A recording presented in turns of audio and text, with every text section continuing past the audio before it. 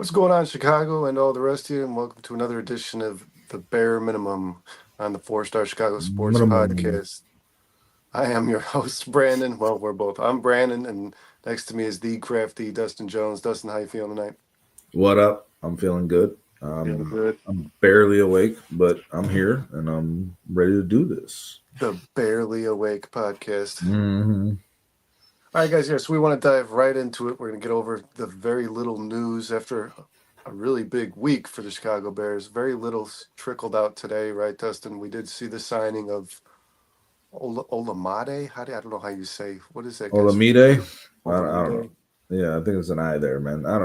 Zacchaeus. Yeah, I mean, listen, the Bears got a receiver who could play in that slot role. I don't. It's not a signing to get over the moon about. It's not a signing to be like upset about. Hopefully, it's just depth.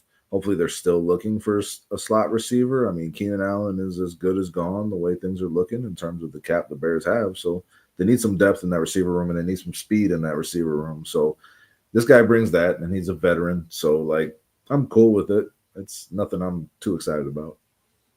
Well, let me ask you then, Dustin. Do you think that the wide receiver position is shored up, or do you think they're going to approach that Mm. position in the draft? I don't. I'm not crazy about getting any more free agent wide receivers. I'm going to be honest with you. Listen, I mean, short up, no. I think, I mean, you're looking at Tyler Scott and Zacchaeus, and then DJ Moore, Roma Dunze, and Is I mean, DeAndre Carter gone?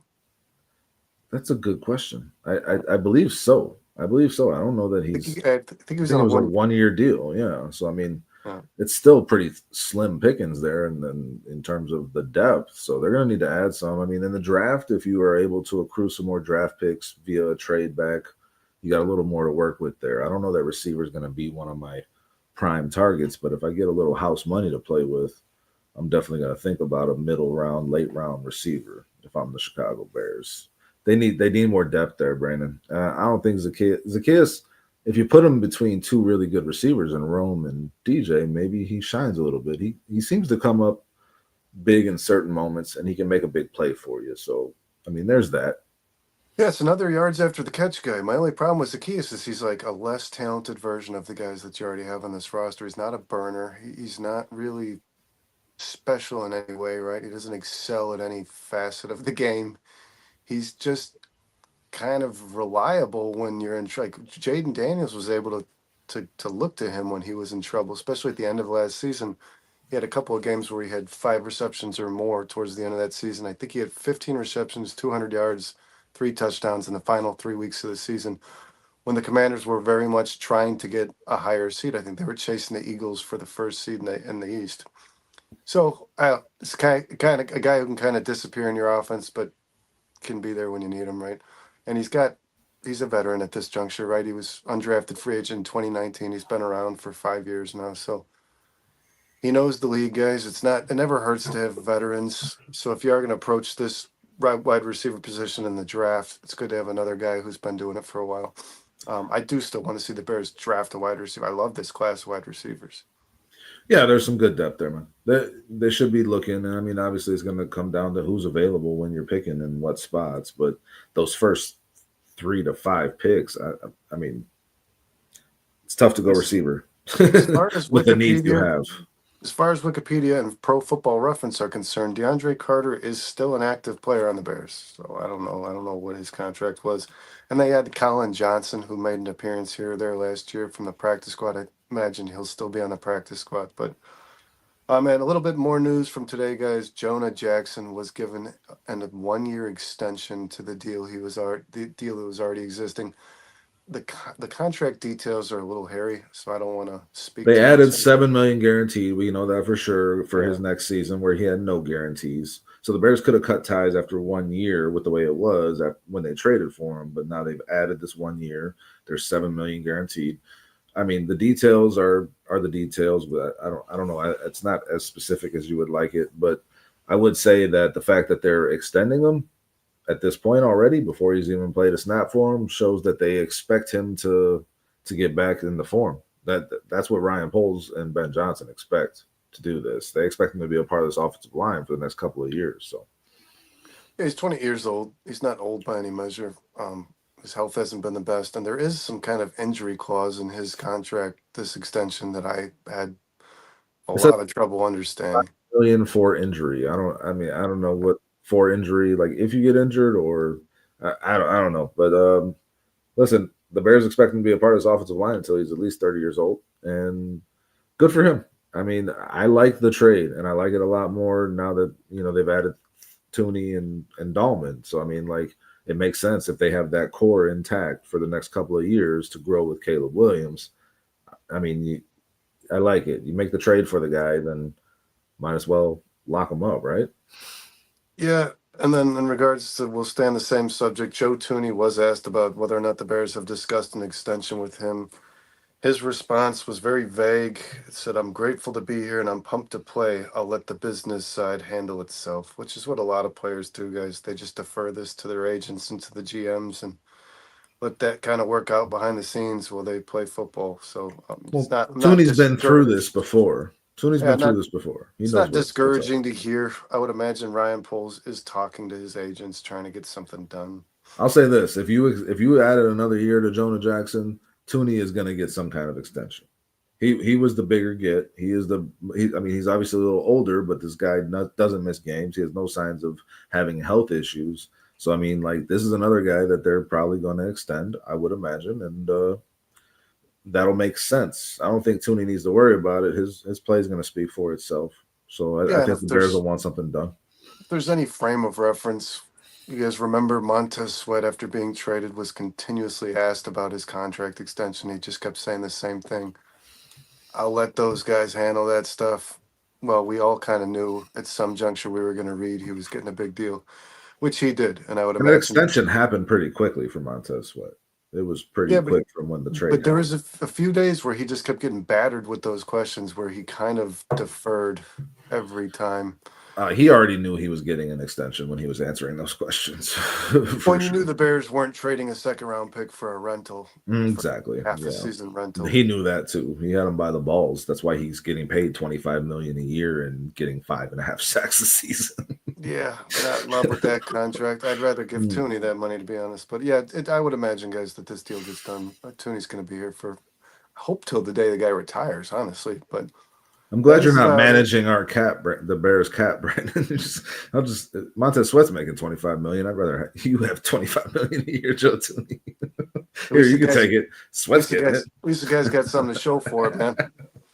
Much better player, as far as I'm concerned. But I'm going to piss a lot of Bears fans off saying that. I don't love the I contract. hated the contract the day he signed it. I hated the way they traded for him. All of that because I knew that the Bears were over a barrel when they traded for Montez Sweat. We've talked about this, man. Thanks to everybody for joining us, guys. Hit that like, hit that subscribe. Hopefully, more people jump in here and can get engaged in the chat. Gonna have a good show tonight. 4-star Yeah, Chicago sports. you're probably going to see a couple of depth signings here, some budget signings, doesn't some 1 year deals, some small deals. But the well is running dry for sure. We're about to hit that. You're all 30s. We're going to hit the pro days, and then it's just basically waiting for the draft from here, man. I wanted to talk to you about that though, and some of the I don't know what you look at as budget. I mean, the NFL is an expensive league. These guys are worth good money. The NFL makes a lot of money. These teams make a lot of money. I have a few free agents that I'm eyeing that I was eyeing kind of to start, and I don't know if what their market value will be. I got projections from Spot Track, but I think the Bears need help at safety, and I still want the Bears to really go hard at edge. And Aziz Ojolari is a guy that I think could come at a pretty solid deal. I mean, Spot Track projects him at 7.6 million average annual salary, 2 years, 15 million. That's gone down from the last time I looked at it. It was at about a $10 million projected market value. So his market value is coming down, and the longer free agency goes, Brandon, the numbers keep going down for these guys. Aziz Ojolari is a guy that the Bears could go bargain bin shopping for and have some really good have a really good rotational aspect at the edge for the Chicago Bears. I don't know what you think of that, but I like the idea of that. Well, they certainly need a few more pieces, right? So you have Austin between Booker, draft and free agency. Yeah, yeah, you have Dio, you have Austin Booker, you have Montez Sweat. So you're gonna need at least, I would say, at least two more guys on the edge. At I least two. want three. Yeah, I you want probably three. want three. Yeah, because if barring any injuries, you're very thin at the position if you only had two more. I would double dip at edge in the draft, but I still would go sign one of these guys. And Azeez Ojulari is 25 years old, man. There's still a lot of upside there. I mean, he's not played a bunch of football. I mean, he's a guy that you can get for the cheap. I like the idea of it. I also like the idea of a Justin Simmons, another veteran safety in free agency. I think is going to stick around there for a while. I mean, he brought competency to that Falcons backfield last year. His projected market value is 5.8 million. Is that something the Bears can make work, or does that market value keep going down the longer he's on the market? I like the idea of looking at.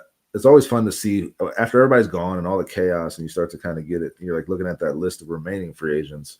I like to target a few guys that I think the Bears might be able to get on the cheap that they could really make an impact on the team, man. I think Justin Simmons, Azeez Ojulari could be two guys that could be had for pretty cheap and could be big rotational players for this defense.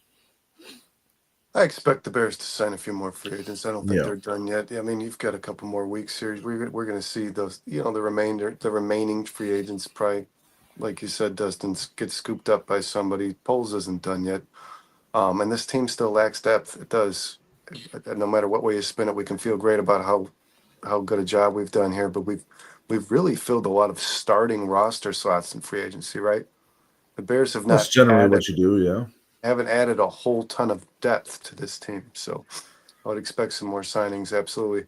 And safety's a position, man. If you don't know how the cards are going to fall in the draft, so if you don't get a safety that you feel can plug into a starting role, yes, you absolutely got to get somebody who's been doing this in the NFL for a while, because Brisker's health is one of my greatest You concerns. don't know how the cards are going to fall there at all with Brisker. And that's, Yeah, yeah, it's a huge concern of mine too. it would be And you safer to hope he bet. comes back, but It'd be safer to bet he doesn't play a whole season, to be honest.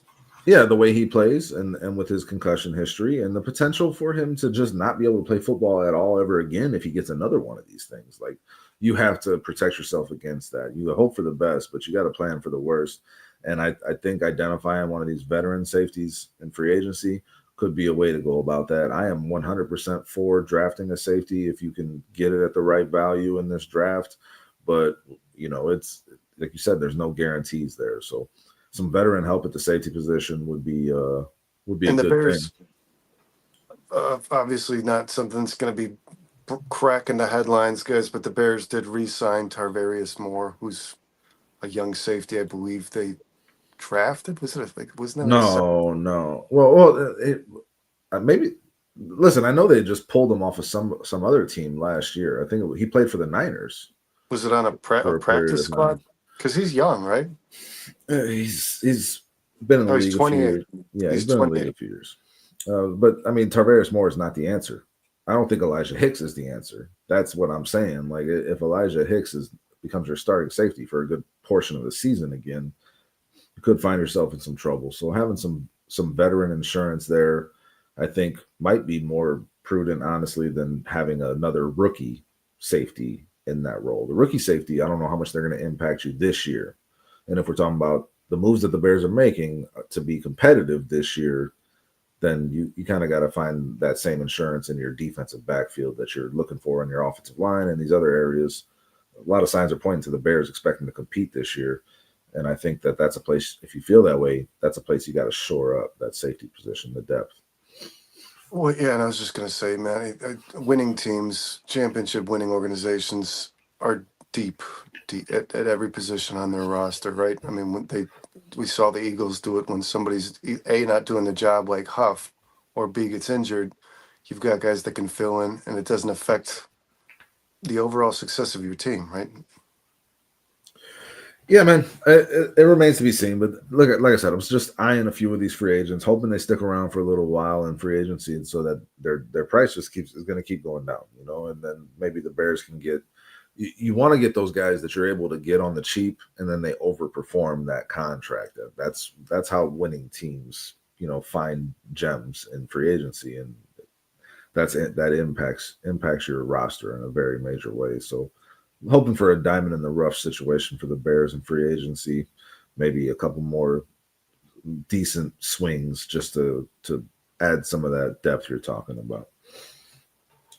Well, and while we're on the subject, Dustin, in regards to free agency and the trades that the Bears have already made this offseason, we and you have talked an awful lot about the public perception of Ryan Poles, right? And I think we did a couple of shows, more than a couple, about whether or not we trust Ryan Poles to hire the head coach to put this roster together and get this team to the postseason or even win a division, more importantly, because we were supposed to take the North and never give it back. So, Dustin, here we are.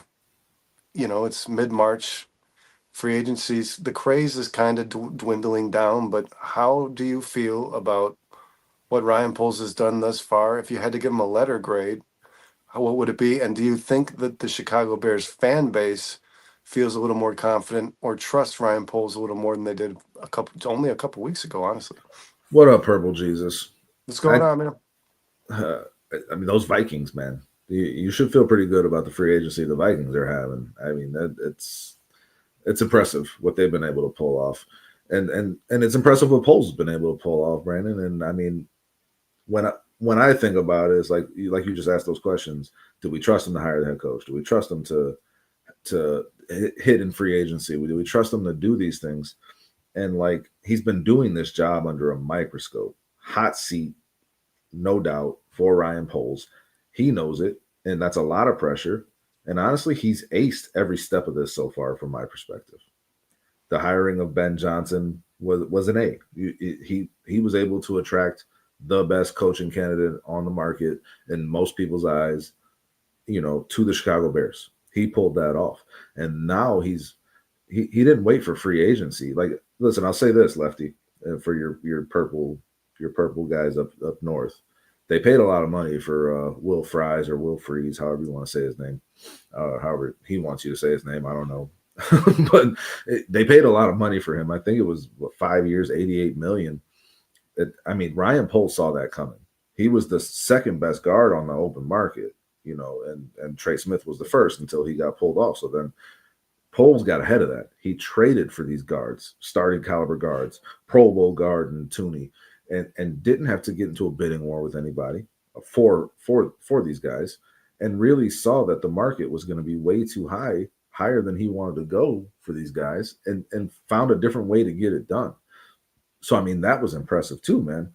And so and then you go get a Grady Jarrett. It was just out of left field. Like the areas that the Bears needed to address, Poles has done it. He's done it in an out of the box way. He's found ways to get it done that weren't conventional. We were just thinking free agency and draft, and then he goes out and makes these trades. Right now, Poles is really, my perception of Poles has changed an awful lot just in this past few months. And it's a tough job. It's a tough job, and you can't judge it all on one thing or this thing or that thing. But like overall, man, it, I I can't find anything wrong with what Poles is doing this offseason so far. I mean, maybe overpaid Jarrett a little bit, but all these defensive tackles are getting overpaid. They all are. Hargrave and Allen to the Vikings, two guys that got paid a lot of money. So it's like he saw the market and he got in front of it. So I think he deserves a lot of credit for that. That was a genius move. Yeah, I agree this night. I think he's operated slightly different than he has in the past, and I think it's almost seems like Ryan Poles has been given a little bit of a longer leash, right? It almost like be aggressive, spend the money you need to spend, trade the assets you need to trade, make this team competitive, and do it now. Because if you're an owner of an NFL organization, and you understand your quarterback's on a rookie contract, you have to allow your general manager and your coach to start getting aggressive. That's the only way this works. It really is. We've seen this, guys. I mean, Caleb Williams is going to get, whether or not you like the guy, he's going to be getting paid a lot of money when he's due. So I think Ryan Poles, for the first time in his tenure here, is taking a really aggressive approach and not taking chances on trading fifth round picks for a guy who wasn't even starting at the position you acquired him for. No, he's going after proven talent, and he's willing to pay whatever it takes, is what it feels like to me. I think it's hard for us to understand. Like, you get into jobs and you get into the workforce, like, it doesn't take 3 years to start to figure out your job. No, you It takes wish. you wish you get that much time, you know. The GM position in the NFL is a tough one. There's no exact science to it. Nobody can just come and say, well, this is how you do this, and this is how you do this. There's all different ways to get it done, and it's really got to be you and how you do it. And you got to live and die with those mistakes. And Poles seems like he's coming into a comfort zone that, you know what I'm saying? Like, he's figuring out, like you're saying, like, I'm just gonna do it my way, and everything else be damned. And if it works, it works, and if it doesn't, you know, I'll go back to scouting. Fuck it, it is what I'm here. I need to do this my way. And this is the first offseason I really feel like we're seeing that. And I don't think you can discount how much having Ben Johnson here, it helps assist him in that, because he now has a guy, a partner in crime that has a vision for this team, that he can kind of illustrate a little better for Poles what exactly he's looking for, and what, so that now Poles, that makes Poles' job a little easier. But I think there's a comfort level with Poles that we have not seen in previous seasons. Brandon, I agree with you there. Yeah, and I think the NFL is a trendy league, right, Dustin? Things kind of when things start to prove successful, everybody in the league wants to do it, and then you find like if you go against the grain of whatever it is everybody's doing, you'll succeed because Or you'll nobody's fail expect. and be mocked Yeah, and fired. but we saw so many like 1 year terminations in this league between GMs and head coaches and stuff, and I think you're starting to see that kind of tone back a little bit. Um, Brian Dable was the guy I expected to be fired this year. The Giants want to stick with it. Dan Campbell did not have a very good start to his tenure as the head coach, and they stuck by him. And look what it's proven. It's proven success for the Lions. I think the league is starting to realize that a guy's not going to be able to come in and win in a year. You know, what I mean, well, it's very. You still see the D'Amico Ryans and the C.J. Strouds who have success almost immediately, but it's not common. Well, And like you Brandon, that said, was the position that Poles found himself in with Eberflus. That exact thought process. Am I cutting bait too early? Do I need to give this guy a little bit of time to figure this stuff out? Because he would want that same time, and he's been given it. So it's like, and like you're saying, across the NFL, you have to know, like, you're not going to find success in a year. It's not going to be instant. Just add water. You know, it's going to take some time. So it's like, uh, that big Poles' biggest mistake was really trying to do exactly what you're just saying now. Give the coach that he hired some time to figure this out. And I think we got to give him some credit for realizing it wasn't going to happen. That's my yeah, and it was concerning to everyone, Dustin, you and myself especially, that he didn't see that earlier. I mean, we saw the woes, right? It wasn't like Eberflus. It wasn't like last season or even the season prior. Eberflus was a good coach with a bad roster anymore, like he was the first year he took over, right? It was like he's losing games independently. He's the cause, the root of the losses. Some of these, like there was games where even Justin Fields put the Bears in position to win, and the guy just couldn't manage football games. And we saw it, and that was, I mean, I think every Bears fan's biggest concern with Ryan Poles was, how are you blind to this? You know what I mean? So hopefully, a mistake and a lesson learned for Ryan Poles. But I agree with you, man. He is. I don't think he's afraid anymore, right? He's gonna crash and burn if it, but he's got to do something. You can't and just, he's got to do it his way. yeah, He's got you to do it can't his way. stay on this. You can't walk this safe line as an NFL general manager. You've got to go balls to the wall, man. Especially after everything worked in your favor in getting Caleb Williams, right?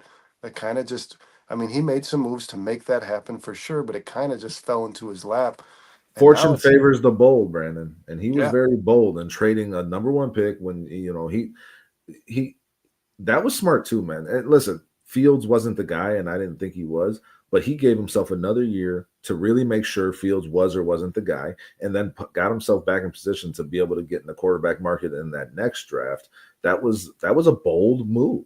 That was a bold decision, and fortune found him because of it. So it's like Poles has gotten a bad rap in a lot of ways, and I've been there, but we have to understand, everything that goes into these decisions. And he's trying to, as a GM, you got to think about the now and you got to think about the future.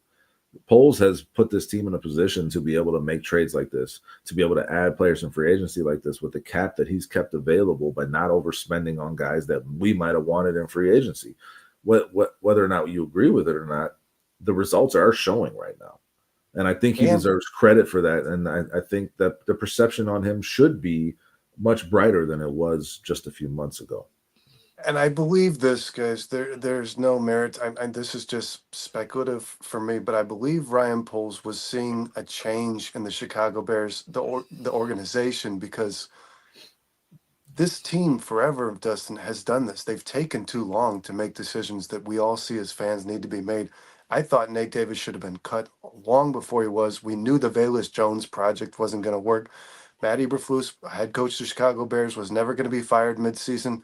These things all started to occur, and it seemed like the Bears were getting a little more eager and cutting the dead weight, right? The healthy scratches on the roster, and the guy who doesn't show up to practice, and the coach who can't call a timeout when he's got 3 left at the end of a game. I mean, Ryan Poles is probably starting to see like, oh, they're allowing me to get rid of dead weight. They're allowing me to make decisions in the middle of a season, which this organization never did.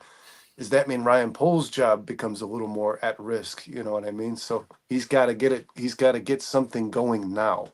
I think the fact that they let him hire Ben Johnson gave him some confidence. This guy is the guy that I've hired. We got him for 5 years. I got a little bit of time here. Maybe there's again that comfort level that comes with just experience on the job. He might turn into one of the best GMs in football. He might turn into the guy that's hot this year. I mean, Ryan Pace won Executive of the Year. and Nagy won Coach of the Year that same year, right? These guys can go up high and come low. That's just the nature of the business. Ryan Poles, though, doesn't get enough credit for staying really consistent and stable. He's like this, he's not going up with the highs and the lows. So I respect and appreciate him for that. And I hope that starts paying dividends towards the Chicago Bears playing winning football. And like Ben Johnson said in that press conference, Brandon, it's not supposed to be easy. He wants it to be hard. He wants it to be hard on him. He wants it to be hard on the players. And Poles is hopefully putting together a roster that makes decisions really hard for Ben Johnson in terms of who's playing on Sundays. Yeah, I love that interview that Ben Johnson. Yeah, hell yeah. Good things should be hard for sure. All good things. That smile though at the end of that one, what you posted on Facebook, there's a little creepy, bro. He was like, yeah, I want it to be hard. His mannerisms. It was creepy. His mannerisms are strange, man. He's not. I don't know. There's something about like, if I was talking to him face to face in the room, I'd be slightly uncomfortable. I don't know if there's something. Bro, if I was Caleb Williams and saw that smile, I'd be like, oh shit, it's about to get real, bro. Yeah, this guy is for sure. And a guy like Caleb probably embraces that. Yeah, 100%. Yeah. But I mean, listen, Poles has done a lot of good things this offseason. We're still looking forward to what he's still going to do. There's still some stuff to do in free agency potentially. Got the draft coming up. But I just think this dude deserves his flowers. As much as we've knocked him and hated on him and called for him to be fired. And again, I've said it. I've been on that train, and it's just like he's flipped things around pretty quickly, and he's gone about it in the smart way. Finally, he's not working outside in, he's working inside out, and he's taking that offensive line that was their biggest weakness last year and turning it into what will be their biggest strength this year. And I think he needs to be commended for that, especially for doing it in such an out of the box way. Brandon, you talked about the trends in the NFL. He went against all that in this offseason. He set a trend in this offseason, I think, that you're going to see a lot more of. And you saw a lot of trades start happening too, rather than guys dipping in free agency, teams dipping in free agency. You saw a lot of trades start happening after Poles set that in motion with the trade teammate. Yeah, I agree, Dustin. I think it's something that will be emulated in the future. I think you're going to start to see teams a week before the tampering period get very aggressive in trading for talent. And especially the one thing that Ryan Poles did that it's kind of surprising that you just don't see this more frequently is he looked at teams that he knew had money problems, right? Like a lion looking for the weakest gazelle. Yeah, Yes. like you just get That he one's smelled falling away from the pack. Yeah. he smelled the Yeah. blood. Like, hey, you signed Mhm. Trey Smith, you're giving him a lot of money, and Mahomes got that deal. Like he knew, especially working for the Chiefs prior, but he knew like you got to get rid of some good players. That's just the nature of the beast, Yeah, man. you're gonna So have to bite the bullet on something. yeah, So can I get in on that? And that was fucking awesome. And just think about the advantage that puts you at if you can identify players that could be available in trades and then get them on your roster before free agency. You're not bidding with other teams for this guy's services. The value cannot go up anywhere near as high. So you're really creating an advantageous situation for yourself. And I think polls really unlock that in this offseason. And I hope that people acknowledge what a fucking big deal that is well, and yeah, how fucking smart that was. and not only is K9 in the building. What up, bro? Hit what's that going like on, button. man, and not only is he not overpaying for it, Justin, I am too, bro. he kind of strong armed the Chiefs in what he gave back. Like you're gonna lose this guy, Tooney. So you're gonna take what I'm gonna offer you because I think I don't think that he's parted ways with too much draft capital, man. I mean, He, was picked well, for next year. a future fourth, yeah. But I Yeah, mean, the Chiefs were probably in a position where they were going to need to cut Tooney yeah, and lose I him for agree. nothing, like you said. So it's like Poles paid that future fourth round pick to not have to compete with other teams to sign Tooney. Basically, is what he paid that for, and I Okay, think that was worth it. we're with you, K9. He says, "Hey, fellas, I'm ready for football season already. I know we still have a draft, but damn, yeah, I'm very ready for the draft. But I agree with you, K9. I had this Speaking of the feeling, draft, last year, but I am so excited to see where this team goes now that Ben Johnson's at the helm too. bro, it's good to be excited. It's good to be excited because like this sometimes recently this has been the only time to get excited as Bears fans, so we might as well enjoy this now. Yeah, we're the best team in football in March, right? But it definitely feels different this year, K9. I agree with you 100%, man. It feels more professional. It feels more strategic. It feels more intentional. It feels like they actually have a plan that they kind of had it all laid out and now they're executing it.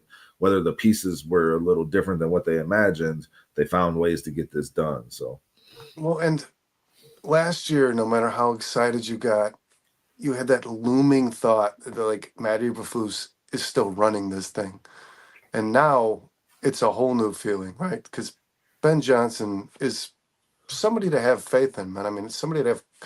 I feel confident about Ben Johnson's ability to be a head coach. I do. So it's a different feeling. As exciting as last year he's was, a fucking maniac, bro. yeah. Going back to that smile, this guy is a maniac. He gets giddy at the idea of torturing players in training camp, and I fucking love that. That's Yeah. awesome. And He's then with maniacal. Kevin O'Connell, a great testament to Ben Johnson, saying like, it's player versus obviously the players versus players on the field is one thing, but it's a whole different animal when Ben Johnson's across the field on the sideline from him. That was cool to hear Kevin O'Connell say. He said, and it's also fun to watch this guy work. Kevin O'Connell's Watch his offense, yeah. it's a really good offensive mind himself, so that's a testament. All right, Dustin, before we do get into this draft, now we want to focus, guys, specifically on the top 10 picks of this I draft. think we should do a mock as well for the Bears afterwards, just for Yeah, fucking we can do that. But I do want to get through some headlines or deadlines. So Are these K9, draft related? Are these draft related, Brando, or what are these? Are these they're free not. agency Well, related? no, but yes, they're free agency related. They're Okay. Dustin, they're all Bears related. That's what it is. It's all Bears right. related. So lefty Lowe's, sorry, K9 guys, play along if you Purple like. Jesus, man. Lefty is Headlines. purple Jesus. Purple cheese. Headline means it's good enough to print. Deadline means it's bullshit, right? Number one, post the free agency acquisitions. The Bears are strongest on the offensive side of the ball. I mean, if you look at the way that defense played down the stretch of last season, that's a clear yes. I mean, because you felt like as a Bears fan watching the football games, Brandon, that's a headline. I'll just say, I'm sorry, I want to stick with your segment terminology here, but you felt like watching the Bears play offensive football. If they just had someone competent calling plays, Ben Johnson, check, and they just had people in front of Caleb Williams that could keep the defense from getting to Caleb Williams, that he would be able to make some plays to these weapons on the outside. So we got that now. Check. So, like, yes, 100%. This offense has been transformed by these moves, not just with the skill that they're bringing in, but the leadership, the veteran presence, and dirty, gritty, grindy motherfuckers that are going to beat people up across from them. Yeah, it's a headline, man. I have much more faith in this offense right now than I do this defense. I think that's what needs to be attacked in this bargain bin potential free agency and what's left of free agency, and then the draft. I think the Bears got to focus heavy on edge and defensive tackle and really, getting that situated. But right now, I feel good about this offense. Yeah, I agree with you, Dustin. It's a headline, and I think you nailed it when you first started. I think that the way the defense finished this season was very alarming. Things just continue to get exposed, right? The secondary guys we all know is one of the best in the NFL, especially personnel-wise. Each individual player on the secondary is a really good athlete and a really good player at the position. But when I was watching players like Tremaine Edmonds towards the end of that season and Montez Sweat's inability to get home, I was thinking to myself, God, we have a lot of money and players that really aren't all that talented. That was my concern on the 100%. defensive side. And Poles should be thinking, if I put a people eating defensive tackle in front of Tremaine Edmonds, he can be better at plugging gaps. And if I put a great pass rusher or a couple of really good ones to rotate across from Montez Sweat, he's going to have less attention on him. So I can start making these guys better by adding talent at defensive tackle, right? So I mean, like, and the big thing that you saw, Brandon, the hugest thing was the lack of depth on defense, the lack of quality depth. Because when injuries started happening, there was nobody to replace these guys. Billings was not replaceable in this defense, and you can't go into another season with that same problem. You have to address that. So right now, the offense, I feel much better about. Yes. What up, AMS? How you doing, bro? Yeah, I agree 100%. Dustin, when you lost Billings and Brisker, it was very visibly too much to overcome. So yeah, we agree. Both headlines. I got to say headline. What's going on, MS? So next, Dustin, headline or deadline. After shoring up the offensive line, Caleb Williams will throw for 4,000 plus yards, 30 plus touchdowns, while remaining in the single digits in interceptions. The single digit interception thing is the toughest thing for me. And listen, 30 touchdowns is a tough mark to get to as an NFL quarterback. The 4,000 yards is going to happen. I mean, he almost had it this year, and I thought he would. I was, again, the offensive line being a big problem with that, the play calling being a big problem with that. Both of Poles addressed the two biggest issues with this offense. We just said it, the play calling and the offensive line. He's addressed that in a heavy way in this offseason. So I feel better about those things. 30 touchdowns. I'm gonna say deadline, man. I'm not gonna put all those things together in one big pot and say this is gonna taste delicious before even tasting it. It's like when you mix 4 or 5 crayons and it just makes that brown gray. Yeah. I'm gonna say headline, man. I like Caleb to throw 30 touchdowns. I like Caleb to throw 4,000 yards, and I think the ability to not turn the ball over under duress like he showed last year only gets better as the protection improves. I love Jedediah. Thanks for being here, man. You make these nights easier. That's hilarious. With the offseason additions, Caleb should win Rookie of the Year this time. No way Jaden Daniels gets it 2 years in a row. That's funny. Thanks, Jed. Appreciate you. Yeah, I think there's a big potential though to not. I mean, all seriousness, big potential for Caleb Williams to have a better season this year than Jaden Daniels. I think that's a high probability. Yeah. Well, we all know what happens with anything Kingsbury's attached to. It dies in phase. Jesus. Next, that's just the truth, man. Next. As good as we feel about the Bears offseason to this point, it's unrealistic still to project the Bears at 10 wins or more next season. Headline, it's unrealistic, yes. Don't do that. Bears fans, don't do that yet. Let's wait to see what happens in the draft. Let's wait to see how training camp goes, and let's wait to see how this team gels and comes together. Like our coach said, it's going to be very hard, and you want it that way. You want to earn it for sure, but the Bears do have to earn it. They got to earn your trust. Don't get over your skis again, guys. Let's keep these things in perspective. There's still talent issues on this team. There's still depth issues on this team, and those things need to be addressed. And I'm not putting 10 wins on the Bears right now, man. I just can't do it. it's still very raw. You're starting from scratch, right? So they're going to work on an offense over Mhm. the offseason here, but Caleb Williams is not going to be doing. It took Ben Johnson 3, 4 years to get to where they got last year in that Lions offense. You know what I mean? He's not gonna be throwing everything at Caleb Williams year one. I think Caleb and him are gonna grow together. The offense is gonna progress as those two get I, more familiar with each I other. think he's going to throw as much as Caleb can handle at Caleb. Oh, I have no doubt of that. He But clearly said that. I also don't think Ben Johnson's gotten it all written. Ben Johnson's got to see the talent on the field before he starts to dictate what he thinks this team's capable and what they're not. And their ability to process it. So I mean, yeah, it's gonna be there's still a lot of work to do here, man. The coaching staff is great. The offseason additions so far are great. I am not ready to say the Bears are winning the NFC North this season. There's really good teams in this division.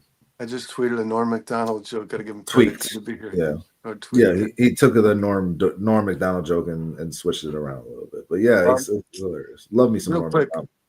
K9 says Jaden may have second-year slump allegedly. K9, I don't know that Jaden Daniels going to have a second-year slump. What I do concern myself with is he played a lot of football as a rookie. A lot of football. The risk of injury is much greater for Jaden Daniels next season than it is for a guy who didn't go all the way to the NFC Championship. The risk of injury is great for him if you don't put on some weight too. I mean, he Yeah. takes enough big hits. One will be one too Yeah, I many. know he ended up in a city with such shit food too. You know what I mean? He's got Um, crab cakes. Crab cakes are yeah. good. I don't know. Yeah, how much weight that's going to put on him. All right, this one I just had to throw in here. Shout out to Dust. It's got nothing to do with anything Bears related, nothing to do with draft related, but I really want to talk about this. I've wanted to somehow integrate this into a podcast. After the hiring of Pete Carroll by the Las Vegas Raiders, the AFC West is the best coach division in NFL history. I mean, And Andy Reid is a Super Bowl winner. Sean Payton is a Super Bowl winner. Pete Carroll is a Super Bowl winner. And Jim Harbaugh is a national championship winner and a Super Bowl appearance. yeah, no, it's hard to think off the top of my head of any division that's had more accomplished coaches in it at one time. It really is.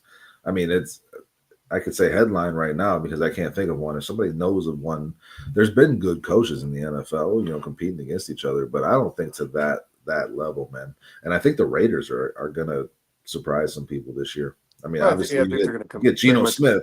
very much compete, definitely. I would say that this is the best that I've seen. Right, I'm not digging back into like the '70s or anything like that.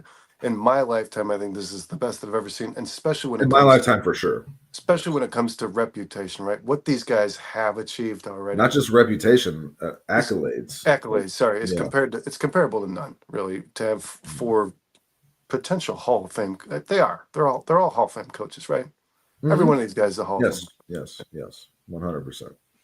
And That's going to be a really tough division this year. It's going to be a lot of fun to watch. I think it's the best division in football. Yeah. As long as the Raiders are slightly improved, it is the best division in football. The Raiders will be much improved. I really do believe that. Just the competency of head coach. They haven't had a competent head coach since John Gruden got caught up in those emails. They haven't had a competent head coach. Those damn emails.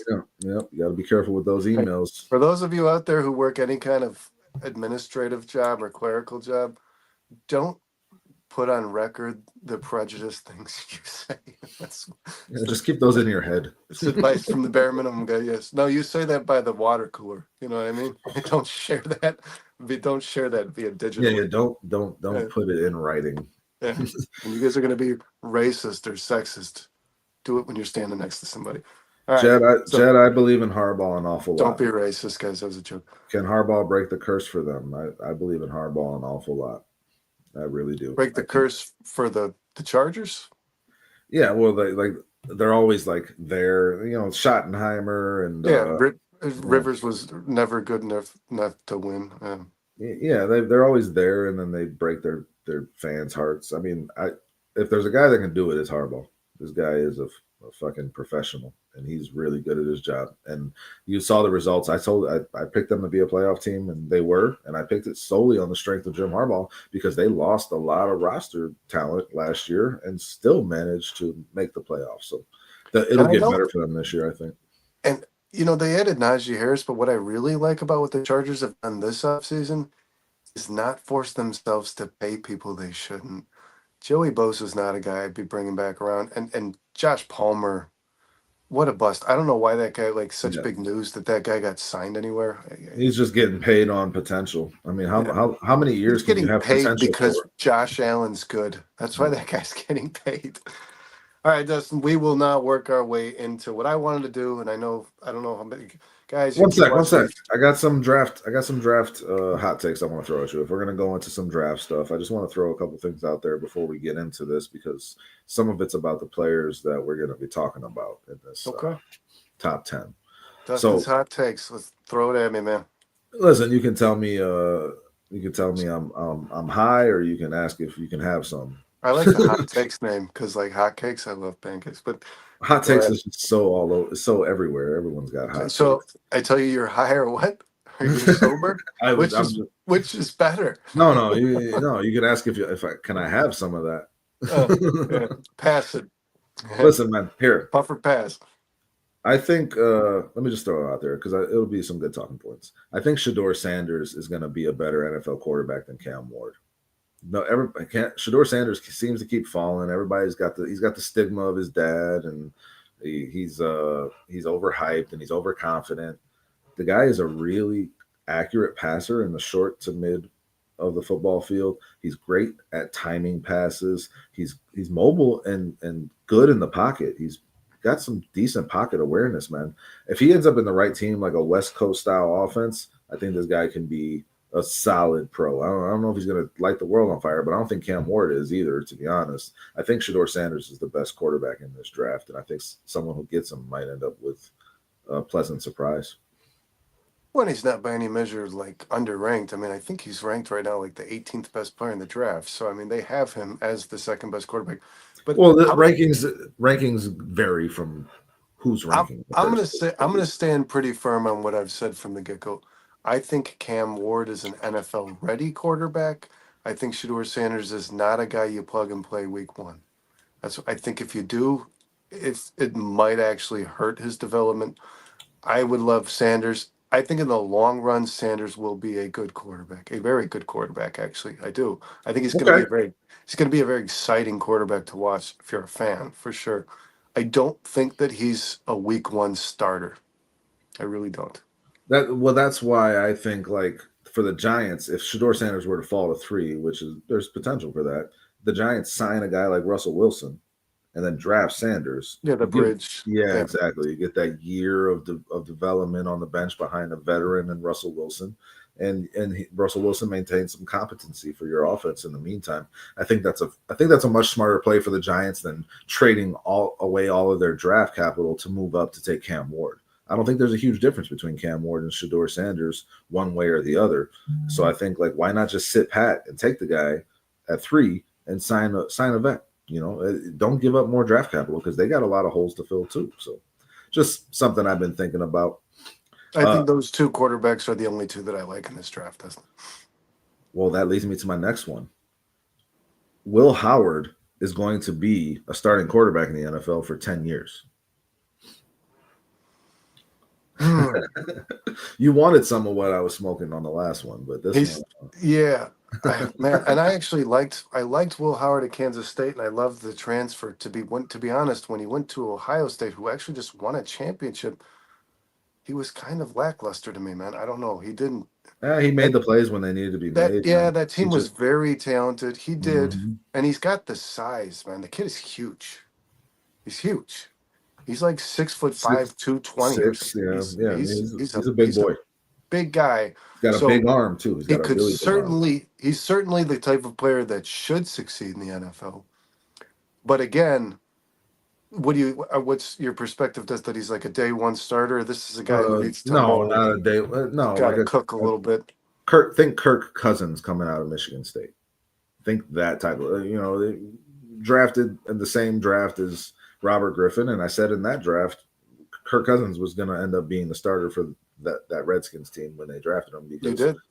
yeah, and I mean Kirk Cousins has been a solid starter in the NFL for a decade. His bank So account will tell you that. So I mean, I think Will Howard could be that guy. I look for guys that perform when it matters most. Will Howard made the play of that national championship to get that deep ball down the field, and it was a perfectly placed pass. I think he has a lot of traits physically that you look for in a quarterback that guys that want to build an offense around a guy look for. So I just think the guy could be a starter for I, a good period of time in the NFL. it's sort of a conundrum for sure to me that he's projected so low in this. Like, I don't know Mm-hmm. what more a guy can do. You know what I mean? He took Yeah, Kansas State to a bowl game and won. if you can get He Will took, Howard in the fourth or fifth round, dude, yeah, really like. yeah, absolutely. I think you're stealing for sure. And yeah, Mhm. like I said, he took Kansas City to or Kansas State to a bowl game, won. Then he transferred to Ohio State and won a championship in 1 year. So the guy's done everything that's required of him to to improve his draft projection, and it just hasn't happened. And So when you think about a guy like Will Howard, if you're going that late, you could end up on a good team, a talented team. a You know, team and a team where you get to learn with a good exactly, coach. A good exactly. coach likes those Yeah, projects, right? I'll yeah. say this, Dustin. The fact that Jackson Dart is going to be drafted before Will Howard is the stupidest thing. I think Listen, I I think don't Jackson Dart is a pretty solid quarterback. I think this quarterback class in general might be better than we're giving it credit for. I think we might look back at this draft and say there was more there than we thought going into it. That I guess that's the well overall I take. in some of these guys we just have such a small body of work to say it's like a sample size, you know what I mean? Mhm. You didn't see much of Jackson Dart to say like, oh, this guy's gonna be the Yeah, next. it's quite the opposite. This is quite the opposite. I mean, Cam Ward is like these guys last year that played forever, multiple systems, had a chance to develop in college.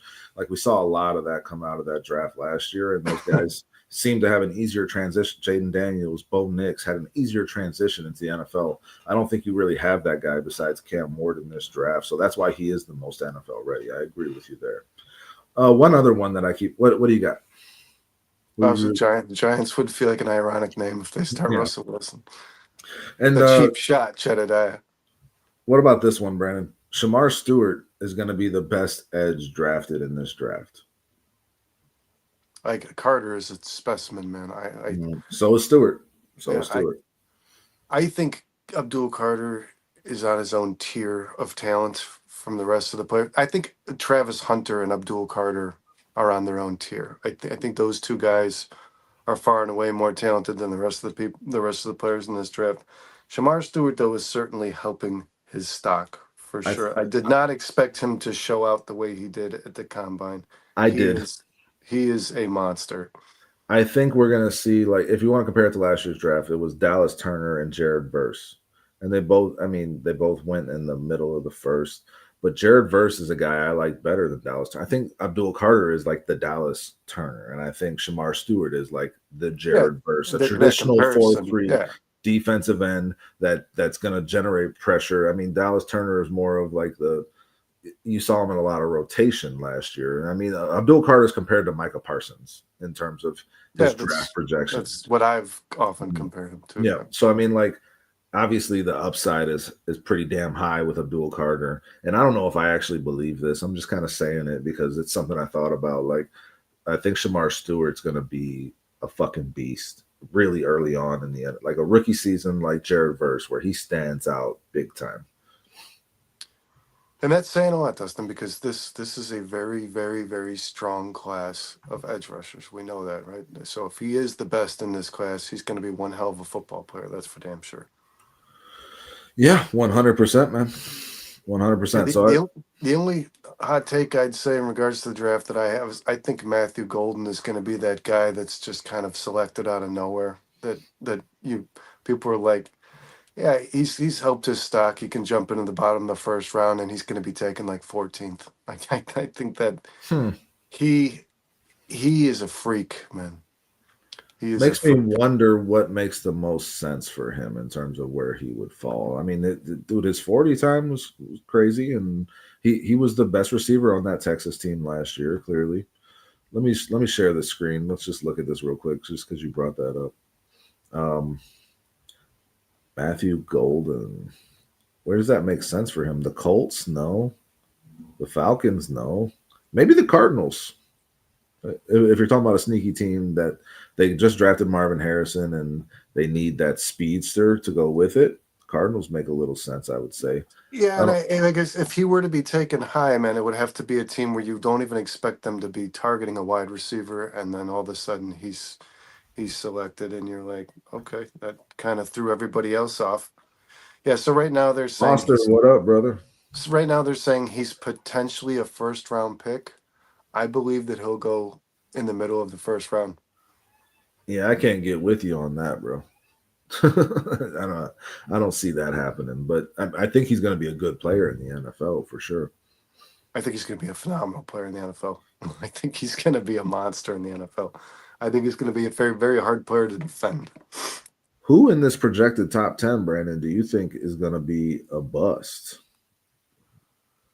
I mean, Nobody's going to love to hear me say this, but of all the players that are projected top 10, Will Campbell. I would bet on Will Campbell being a better pro than Armand Membu. I think Armand Membu has a much higher potential to be a bust, especially if he goes to the Jets. The Jets just make a living off of drafting busted out offensive linemen. Well, and it doesn't matter how well you play the offensive line on the Jets. You got a quarterback that's never going to throw the damn ball. So we want to do a mock of the top 10 picks here, right? In terms of what we think will happen, what these teams Yeah. would do leading So up I to know, the Bears. guys, you're watching these, especially on our channel, 4 Stars and CSP, guys. You're watching these mock drafts, everybody, and it's all Bears, Bears, Bears, Bears. Hey, Brandon, Man, let's talk about vaping. man, what? It just disappeared when I said it. It was an ad on the top. It says talk Oh. about vaping. Yeah, Me and I love Dustin, it. I love vaping. I love talking about vaping. Me and Dustin kind of want to give a different perspective on mock drafting via podcast. We want to talk about how we think the cards might Shorty, fall what on up? picks 1 through 10 before the Bears make their first selection. What up, Shorty? How you doing, brother? Thanks for joining us, man. Because obviously, Dustin, if somebody does do like the Michael Penix of last year, it could mean potentially that the Bears get a really, really good player that you didn't expect to be there at the 10th pick, right? I know for sure. Kyle said that there was teams rumored to trade up for Jackson Dart prior to the Bear. Like the Saints were rumored to trade up for Jackson Dart prior to the Bears picking. So things like that those would be insane. Things like those that occur could leave the Bears with what do you say? The horse mouth, the gift. Look a gift horse in the mouth. Yeah. So Jesus. I know I ask you this every time, and I'm never going to remember it, to be honest, which is funny because I live on a farm with a bunch of horses. And We can't get fooled again. Maybe I choose not to remember it because all I see are horses. Well, but yeah, I mean, let me just say this: any team trading up to draft a quarterback in this draft, you're crazy. You're wasting desperation.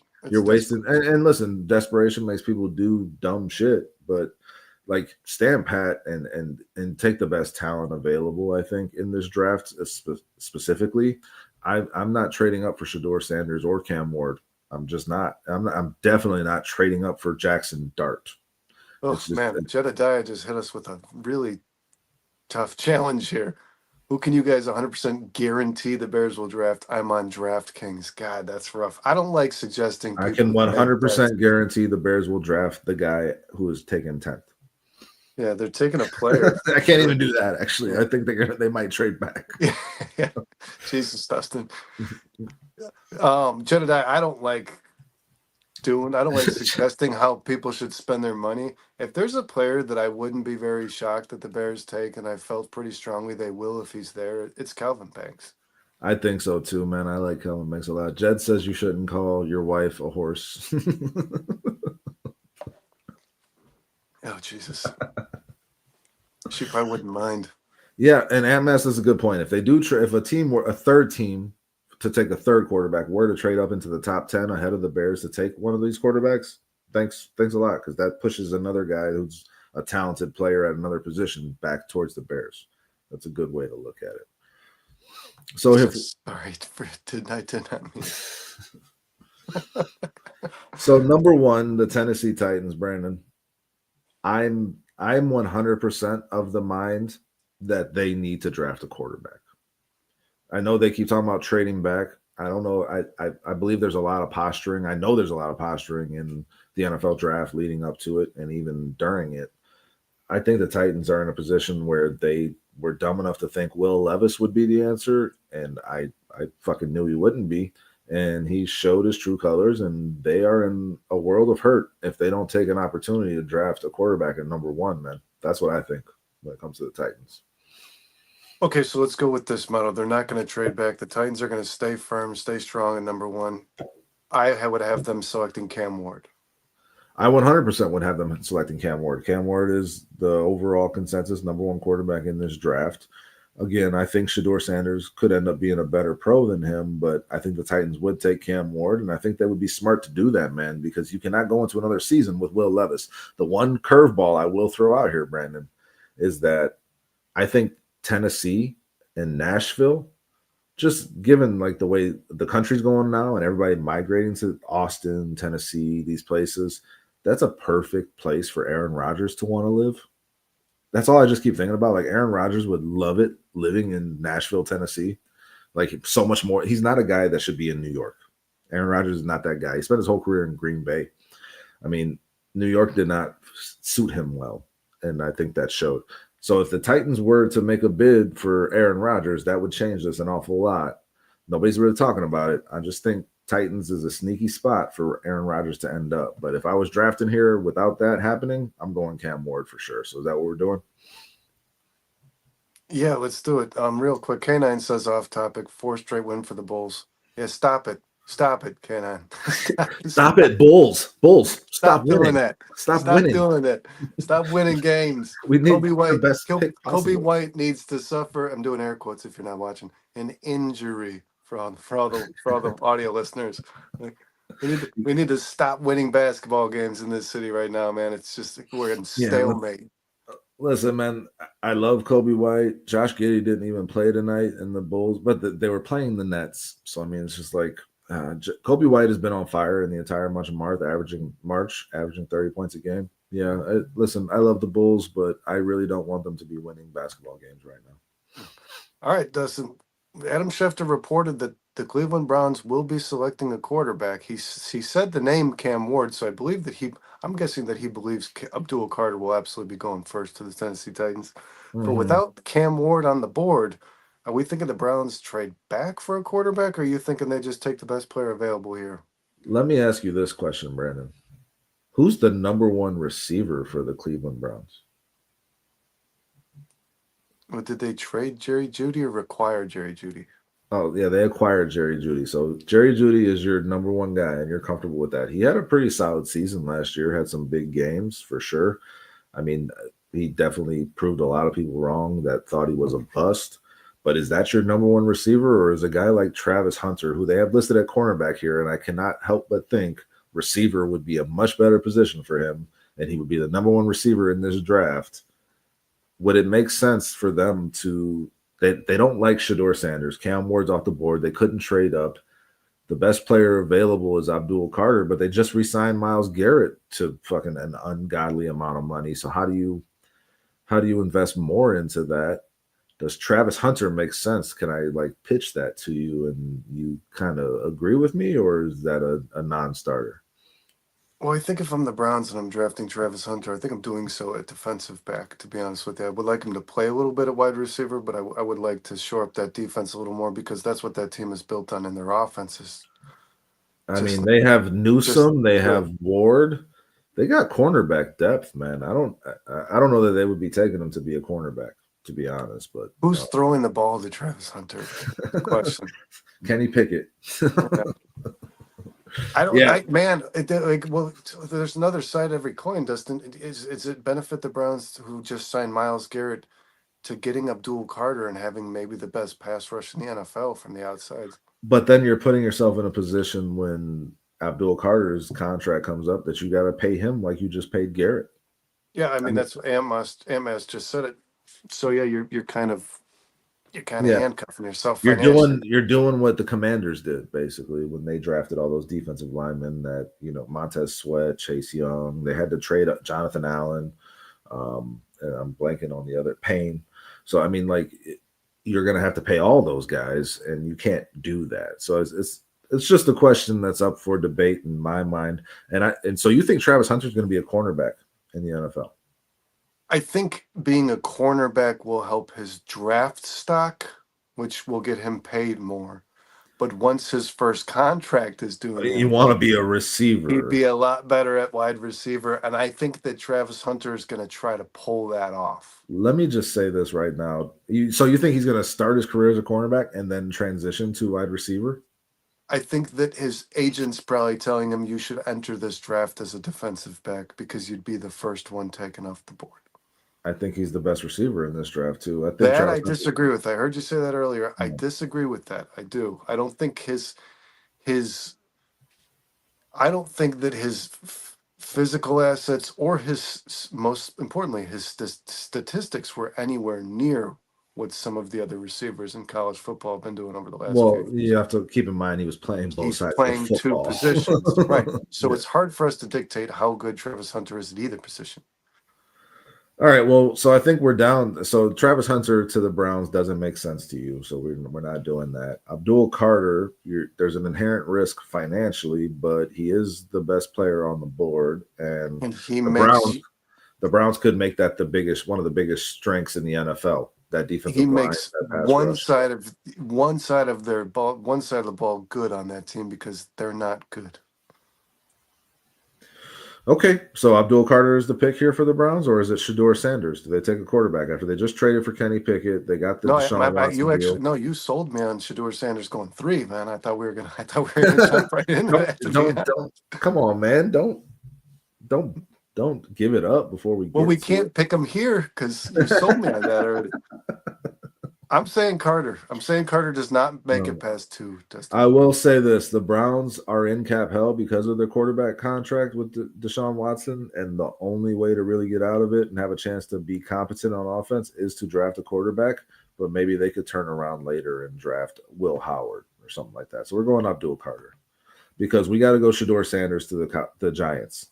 Yeah, Shador Sanders has wanted to be on the Giants. I remember. I don't know if you remember. He had like the Giants shoes on. Like he was wearing like Giants gear. He loves New York.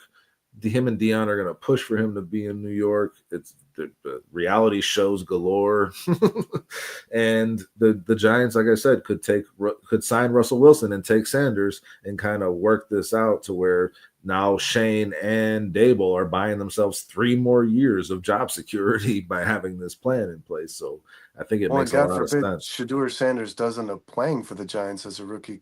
Malik Neighbors and Shador Sanders. I'm on board to watch that. I'll buy a Malik ticket. Neighbors wants that too, I think. So there's a Yeah, lot of connecting dots there, Shador Sanders to New York. I'll buy a ticket to that show for sure.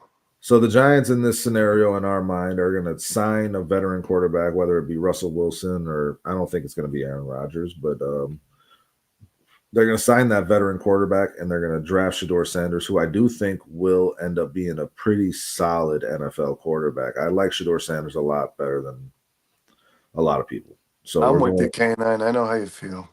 How's he Bulls feel? fan to the core. He says I want them to win every time. Oh yeah, man. Listen. I've watched the Bulls through everything until they told me, come find us, come figure out where to watch Yeah, basketball. yeah. Pay a Uh, little more to I, watch us lose. I ain't got time for that shit, man. I ain't got the patience for that shit, and I'm not okay with it. All Dustin, I right, think this next pick we're going to agree pretty quickly. it's Mason Graham or it's Will It is. Campbell. It Yeah, is Mason Graham. It is 100%. Mike Vrabel was just hired as the Patriots coach. The first thing he did in Tennessee was got himself some motoring dogs in the middle of his defensive line. I think he's going to do that. my only thing here is that Travis Hunter is, by a lot of accounts, the best player in this draft period, and we're gonna have him going past 4. Travis Hunter would be the best receiver on the Patriots immediately. He would be the best cornerback on the Patriots immediately. The Patriots need Yeah, no, you're right. You're both. right, man. I kind of forgot we left Travis Hunter out there. I think Travis Hunter. I think Travis Hunter is the best talent in the draft, top to bottom, like pound for pound. So yeah, let's do Hunter. Let's do Hunter to the Patriots. I actually my work with the Patriots, a guy who I work with is a Patriots fan, and I keep telling him it's going to be Mason Graham or Travis Hunter. That's who's going to be on the Patriots. I will say this: if Travis Hunter is drafted by the Patriots, it will be to be a receiver. they're going to give Drake May a number one receiver to work with. So, and look And at imagine if team he played. needs Imagine team if he played. needs wide That's it. receiver. Wide receiver is number one there for them. Cornerback is number four. So he fills one of two of their biggest needs. Imagine if he played a little DB across from Christian Gonzalez, though. Yeah, Christian Gonzalez is a damn good player. I'd make him a receiver. This is in this draft. If we're putting Travis Hunter on the Patriots, Brandon, it's for him to be Drake May's number one receiver. You good with that? Yeah. All right, Travis Hunter going to the Patriots. So at 5, are we This looking at anybody this that, this that is wants to jump up here in this draft? Anybody who's in desperate need of a Mason Graham or Ashton Genty before he gets to the Raiders? Are the Cowboys looking to try to pop up here and get in front of the Raiders? I don't know that it's going to be. No, I don't think No. so, man. This is so deep. So many running backs. Yeah, I agree. You'd have to give up too much just to get Ashton Genty, and I like it, Genty guys. This is such a deep class of running backs between Hampton and Judkins and Johnson. There's a lot of quality backs here. I think this Jaguars team takes Will Campbell. I think this is actually going to happen in real life. I think Will Campbell's the first offensive line off the board, and I think it's right here at number 5. Do you think that they take him over Mason Graham? They Yes, they they need a defensive tackle too. Look I at do. it's their number one need, Brandon. Yeah, Look at but that. their number one asset is their quarterback, and he keeps getting his ass kicked, and he's spent the last half season injured. I think the interior of their offensive line, which is where Will Campbell is going to end up playing, is actually a lot better than their tackle. So, I mean, if you're drafting Will Campbell, it's not to play the tackle position, or is it? I think he should play tackle I mean, personally. I watch this Jaguars team, Dustin. You know that I root for them, and I watch them when I can. They need to protect Trevor Lawrence. I mean, he's the guy who gets his ass kicked day in and day out, and you can only take those beatings for so long. And he kept playing through injuries and playing through injuries, which is worse. And then he finally missed time at the end of last year. He finally hung it up. And I think it's a no brainer that Mason Graham would go here, but you want to do Will Campbell? I also believe that Liam Cohen being hired as the head coach of the Jaguars will make them lean towards an offensive position. Yeah, for sure. I mean, they got some weapons. I mean, they lost some weapons too. So I mean, Brian Thomas Jr. is kind of on an island now. Kirk is gone. Evan Ingram's gone. I think it's got to be trenches for sure. So I mean, we'll go Will Campbell here. Yeah, I do think it would be Mason Graham. If it was, I think if they have the choice between Mason Graham and Will Campbell, they will take Mason Graham. But they're going to be putting themselves into paying a lot of defensive linemen too. Then well, Trayvon Walker and Allen, yeah, but they don't all have right. anybody on that interior. So Will Campbell to the Jaguars. Yeah, we know what happens next. Everybody knows what happens next. This is the only pick that I think everybody in the world can kind of just project.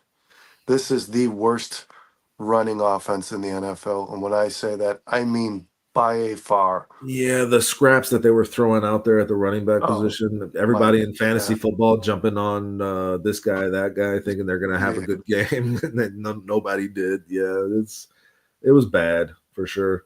Mason Graham is sliding here, guys. So Ashton Genty to the Raiders. They get their quarterback, they get their running back. They got Brock Bowers. Receivers still pretty iffy for them. They don't really have anything by way of that, but Genty's too much of a talent for them to pass up on, right?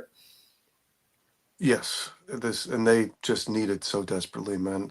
Geno Smith is not a guy you want throwing 35 times a game. You want to be able to give him a little bit of relief with some quality runs, man. And they just need somebody there. It's so bad. And Dustin, I don't know if I haven't paid too. If the Raiders sign anybody in the free agency to as a red for running back position, No, or are they not making it obvious that this is what they're going to do? I don't know that that's what they will do, to be honest. I mean, again, with a guy like Pete Carroll, man, I think Mason Graham, it, I think Mason Graham's going to be off the board well before we have him here. But I kind of like this. If the board falls this way, Mason Graham gets that much closer to the Bears. I'm pretty interested in that, man. Because right now you have the Jets in the same predicament that the Jaguars were. Offensive tackle, defensive tackle were their two biggest needs. Jet, Yeah. jet, Jedediah says Jacksonville should just take a year off to reevaluate things. To be honest, we couldn't agree more, Yeah, Jedediah. they should have done that last year. Mason Graham or Armand Membu. I think Membu makes a whole lot of sense to the Jets, like I said. Well, and I thought I was being clever. I did my own mock draft. I told you I did these top 10 picks, and I put Armand Membu on there, and then I started googling some top 10 mock drafts to see how far I was off.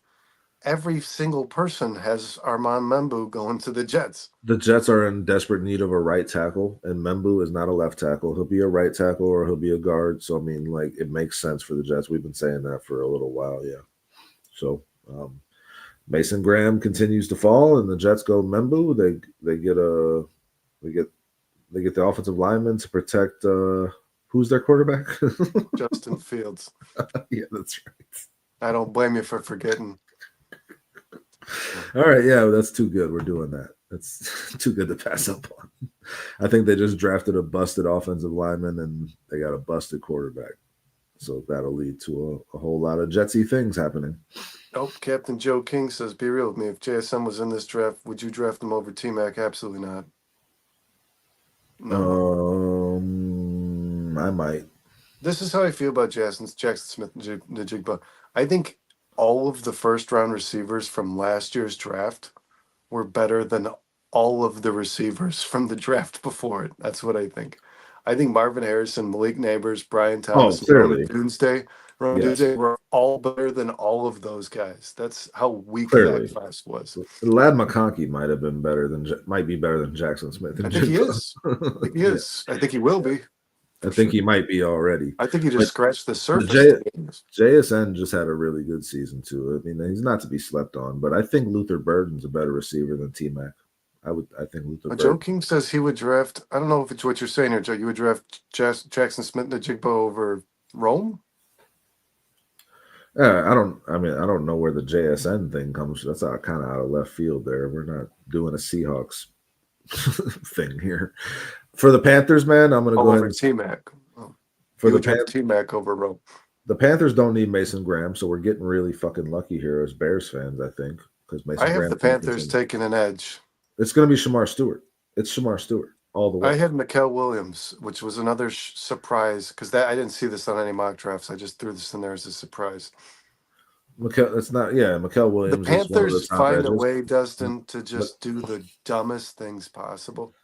Mikael Williams would be a great pick for the Bears at 10, I think. And so would Shamar Stewart. I initially had Mikael Williams at 10, and then I was like, no, he's going to get picked by the Panthers. So the Panthers, though, they operate so poorly. There's no method to their madness. They just do dumb stuff. Well, we went with your tiebreaker last time, so we're going with mine this time. Shamar Stewart's going to go to the Panthers. I had Shamar Stewart at the Panthers, and I switched I took Mikael Williams from the Bears and moved him to the Panthers and took Shamar Stewart out of the top 10. So we're not too far off, man. Yeah. This makes too much sense. Edge is one of their biggest needs. They just traded Burns. They got to get some pass rush. I think they have a highly overrated defensive coordinator. But maybe if they give him some talent, he can make some stuff happen. We're going Shamar Stewart. K9 was with you. Yeah, he had Mason to the Jags.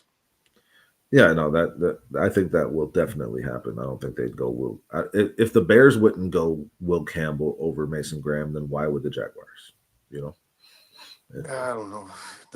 The Bears right now are looking much better than the Jaguars in regards to protection, but this one, man, hurts me because this one, I think this is. Let's say that Mason Graham is off the board, right? He is on the Jaguars. This is where the Saints take Calvin Banks. The Saints need a guard. Their biggest needs are offensive guard, wide receiver, cornerback, edge, running back. I'll go ahead and say this. I think the Saints would be lucky as hell to have Will Johnson be available to them at number 9. Will Johnson is the best cornerback in this draft. I think he's a better cornerback than Travis Hunter. And he's a shutdown corner. The Saints need that desperately after trading Marshawn Lattimore. You know the Michigan kid? Mm-hmm. Yeah. Yeah, I think it makes too much sense for the Saints. It's that or edge. I I don't think that it's Calvin Banks because I don't think Calvin Banks is going to move to guard. I think there's a lot of talk of it, but I think he was the best left tackle in college No, football. And I have him. I have him as tackle. I have him as being drafted as a tackle. well, the Saints don't really need that right now as much as they need other positions. And I think corner. Listen, you could tell me Will Johnson or T Mac, and I'd be good with either one. They need one of those two positions addressed in terms of receiver and cornerback. So I think Will Johnson makes the most sense here. I think What's he's a up, top Shorty? 10 pick either. Foster, Shorty, thanks for joining us, guys. I just watched a little bit of your show. I caught the end of it. Good show as always, gentlemen. Love BCP. That sounded weirdly like All right. sarcastic. It wasn't It sounded genuinely sexual somewhere. But love. Yeah, well, no, that's just your fucking brain, dude. sure. All right, so Will Johnson. let's take Johnson, and then guys, we know what's happening here. Considering the way we've had this draft fall. The Bears just had Mason Graham fall to them. I think this is a dream scenario for most Bears fans that I talk to. Yeah. Mason Graham falling to 10. And I mean, this is a way that could happen. I mean, this is why you do this exercise. And I mean, hey, we're just trying to get in teams' heads. Yeah, I mean, this but is nonsense, guys. I mean, this would be like Jalen Carter dropping a 9 and like being available. and then you just don't even draft him. You're just like, I don't need that guy. That's exactly what this would be like. It's like And a that would dream never turned nightmare. that would never happen in real life, guys, and we all know that. So this is all bullshit. You know, the best one of the best players in the draft would not fall all the way to 10, and then the Bears just don't take him. That's crazy talk. Mason Graham. So look at the way this happens is Cam Ward. The Titans don't go defensive line. They don't go Abdul Carter. They go Cam Ward. The Browns make a strength even stronger with Abdul Carter. I don't know how much I agree with Giants that one, but shock. That would shock the world, man, if the Giants. it was just reported today that the Giants are basically hoping Shador Sanders is there at 3 because they will take He him. certainly will be. The Giants need a quarterback badly, man. I mean, I said it today, and Russell Wilson's not the answer. That's for damn sure. He's a temporary answer in our scenario, and Shador Sanders is the future. Travis Hunter to the Patriots. He's the best talent in the draft, and the Patriots can put him at cornerback and wide receiver, address those needs. I think he should be wide receiver. This is where I think this is the crux of it. You know, this is that apex. You know, what's that word I'm looking for? I'm blanking on it. But like, if Mason Graham doesn't go here, it's a free fall to the Bears. It's the Jaguars. So if the Jaguars do Jaguar shit, guys, and like Brandon put himself in the mind of being the Jaguars.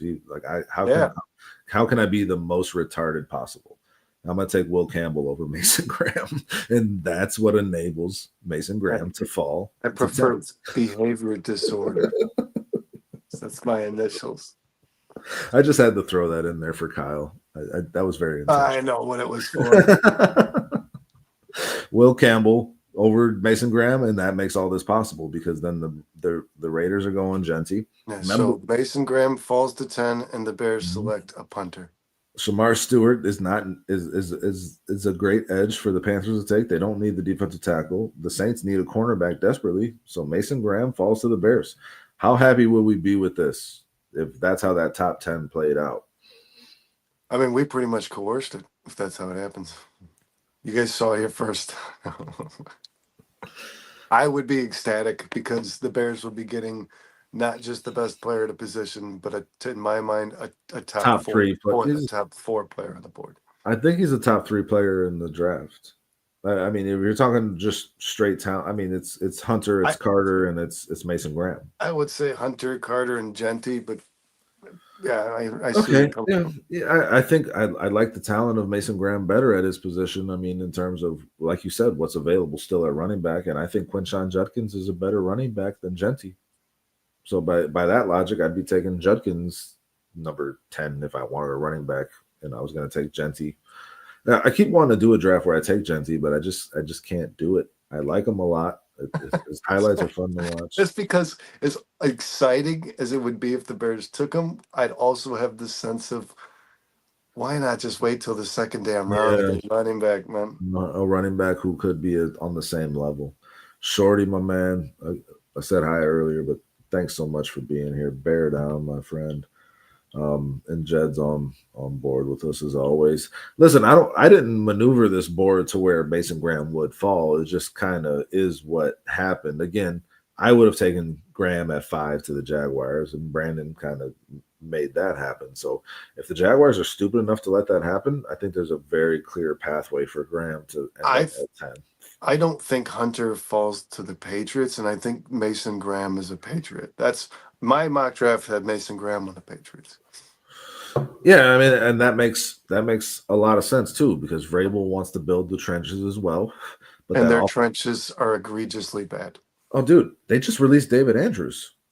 Yeah, They're starting center for nine they years. have no pass rush. They have no ability to defend the run.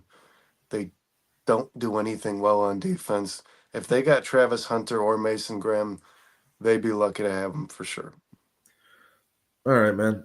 We're at an hour 25 here. Anything else you want to talk about? You want to do a draft for the Yeah, Bears just let's for the do a fun of Bears it? draft because these guys had to sit here and watch us dick around. Let's do a Bears Listen, draft. Mason Graham fell to 10, so this was a Bears draft in a sense. Let's It's just a Bears dream. Here we go. Let me stretch. hey. Brandon, how you feeling today, man? How's your day today?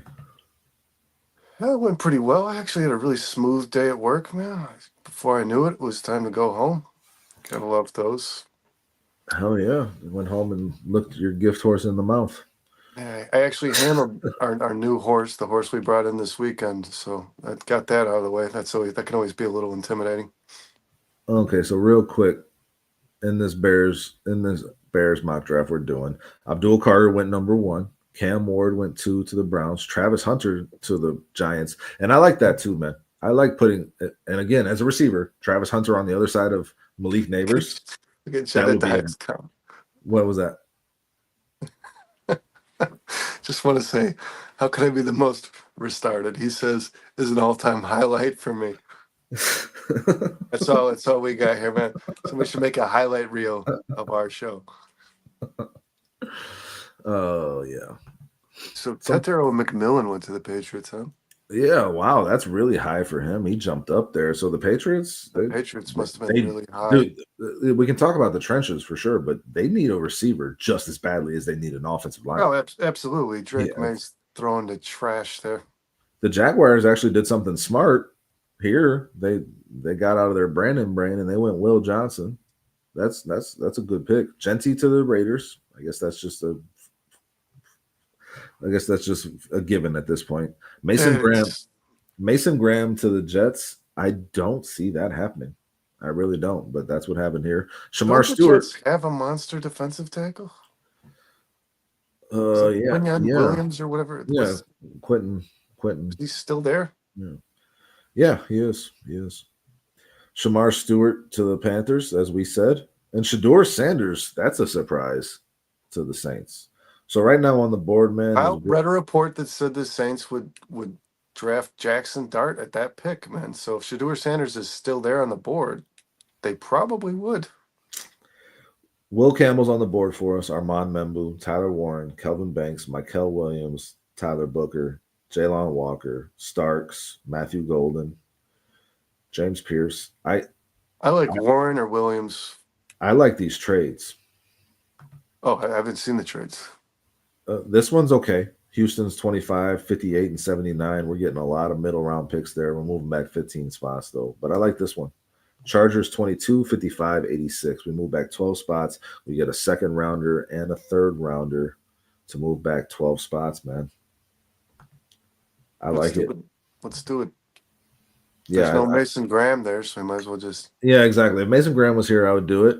Tyler Warren is a guy I'm interested in, but I'm not like running to turn in that card. If I can get an extra second and an extra third round pick, the more I think about it, trading back just makes too much damn sense for the Bears, I want to do it every time.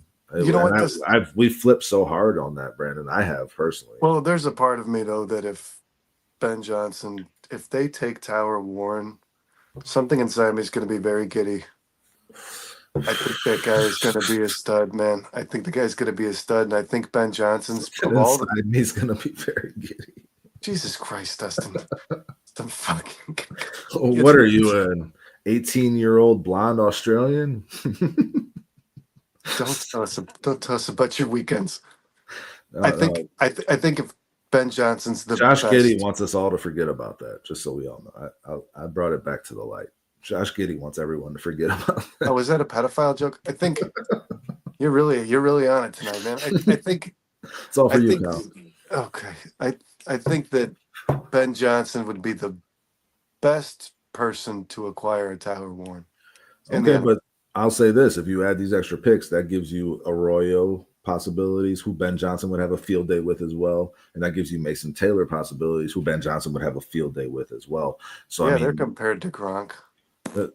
Dude, Arroyo might end up being on par with Tyler Warren if he's put in the right offense. Isn't he projected like the 6th rounded? No, fourth.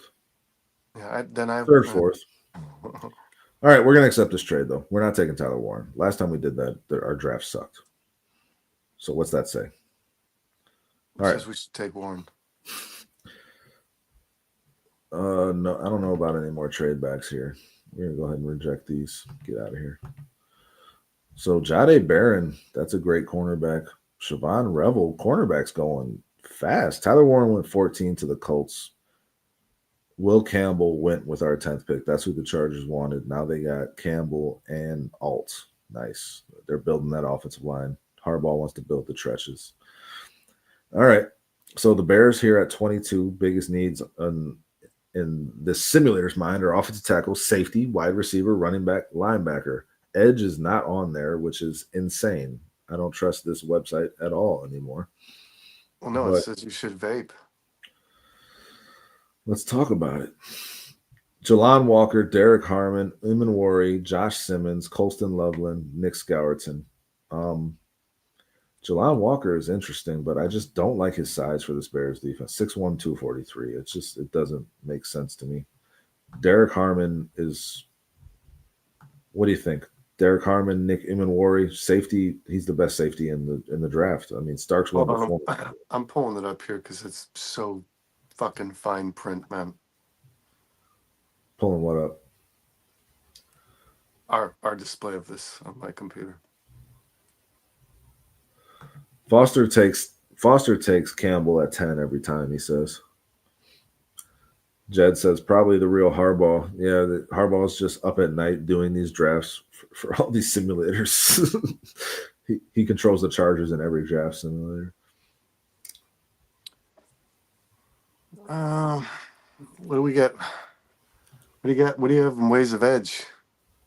It's Jalon Walker, and then it's probably Mike Green. We haven't done a draft with Mike Green. Oh yeah, they've moved Jalon Walker to linebacker now. Wow, he's going to be one of those gadget players like Zach Bond type of thing.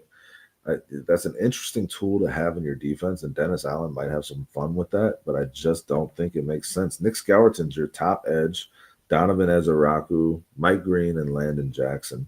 I don't think edge, the value's there, bro. I don't think it's there.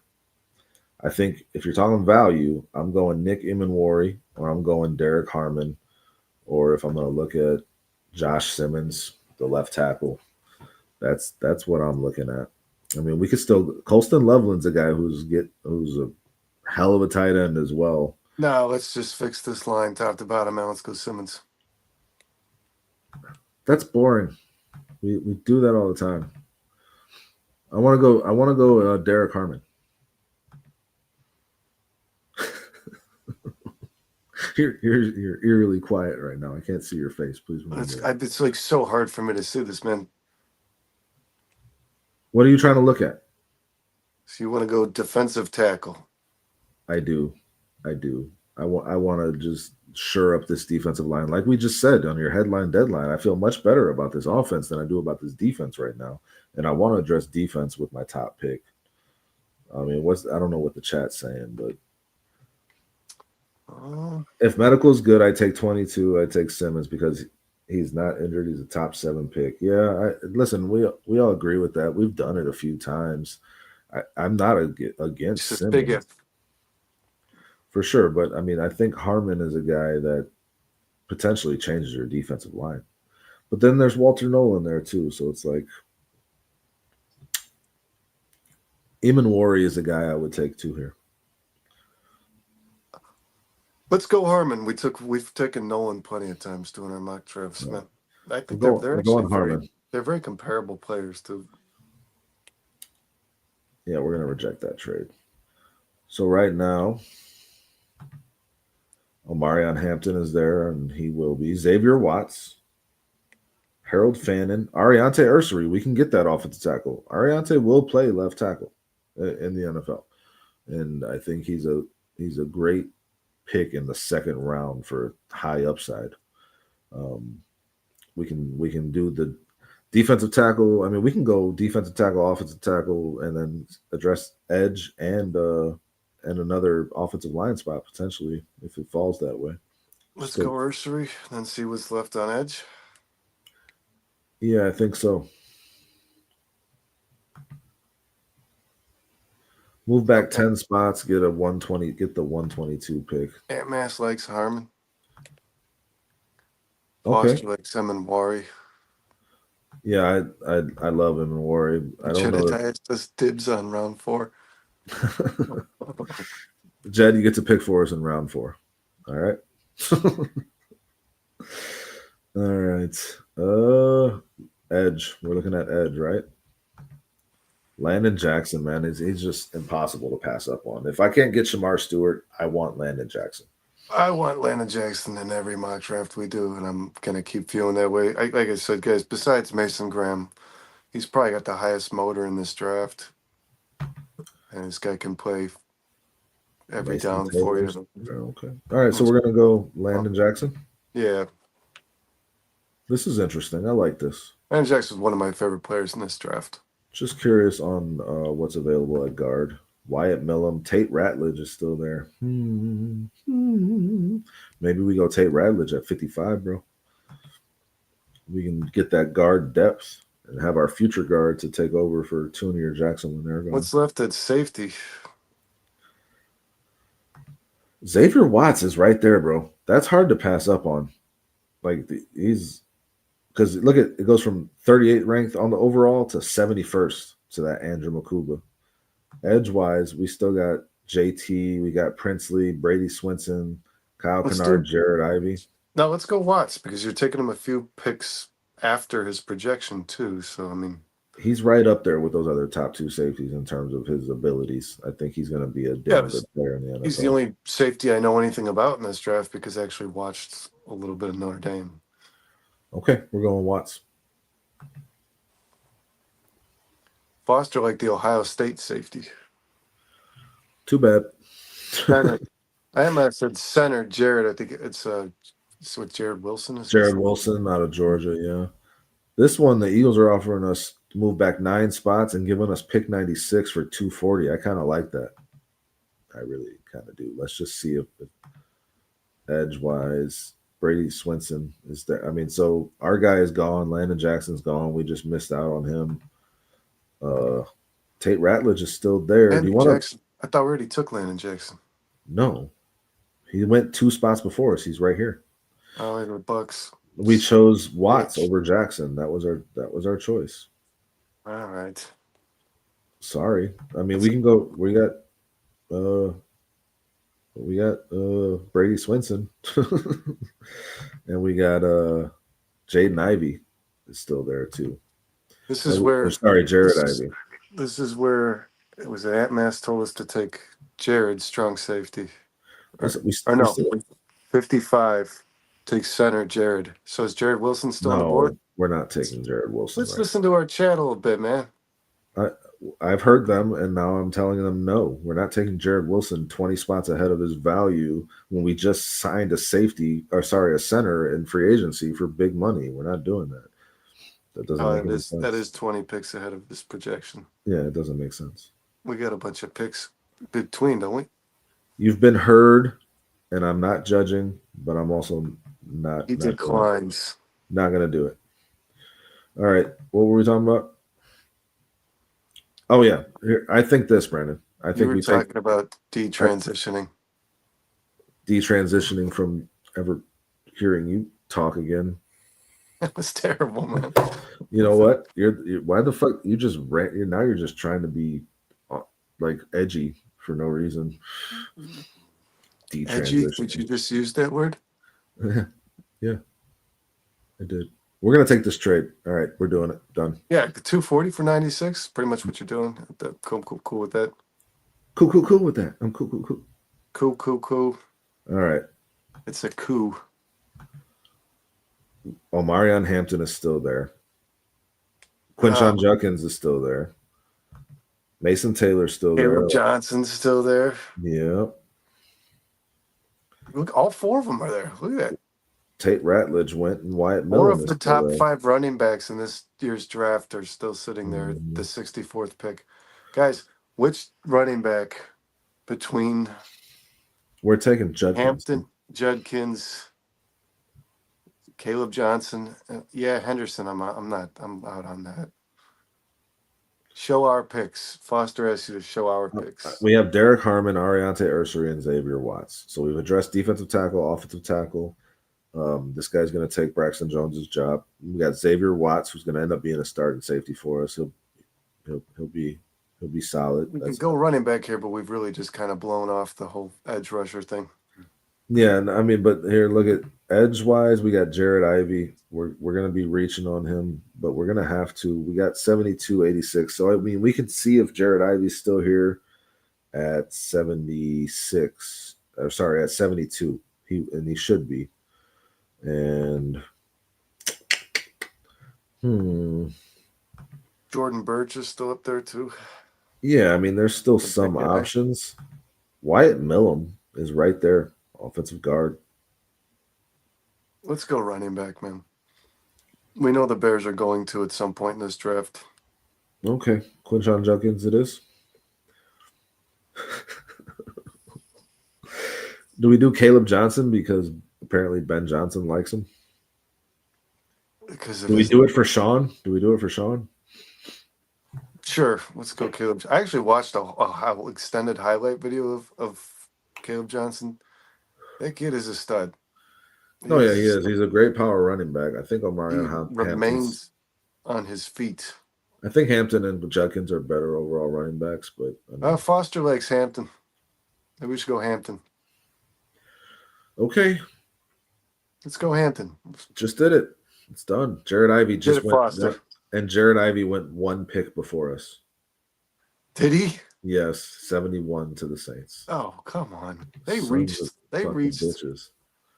What do we got left at edge, man? What are the scraps looking like? Jordan Birch. Is Birch still there? Yeah. Yeah, it's a big boy. Ashton Galote. Yeah, listen, I say we just push it. We keep pushing this. We keep kicking this rock down the road till we get Jack Sawyer. I like Jack Sawyer. Another guy who came up big in the biggest moments. Ant says, need to sleep. Thanks, Ant for joining us as always. Yeah, I need to sleep too. Let's get this over with. Yeah. What about listen, Wyatt Millen is still there. Their offensive guard. Or we got Mason Taylor. Oh, there's your tight end you love. I do love Mason Taylor. He's a damn good tight end. No, Arroyo's right below him. Arroyo's right there too, and he's available. So, and then Terrence Ferguson. Oh, don't let Turd Ferguson see that. Wyatt Millen is our best value right now. I mean, the fact that he's available here is kind of crazy. Screw it. Let's just load this line up, man. Offensive line, yeah. Let's do it. Let's just be the best offensive line in football. Yeah, no more trades. Got time for this shit. Nobody got time for that. Jordan Birch still there. Jack Sawyer still there. Go Birch. Let's go Birch. We don't have an edge, and that kid's big, man. If you can, he's rough around the edges, but if you can get the most out of him. I love Jack Sawyer, man.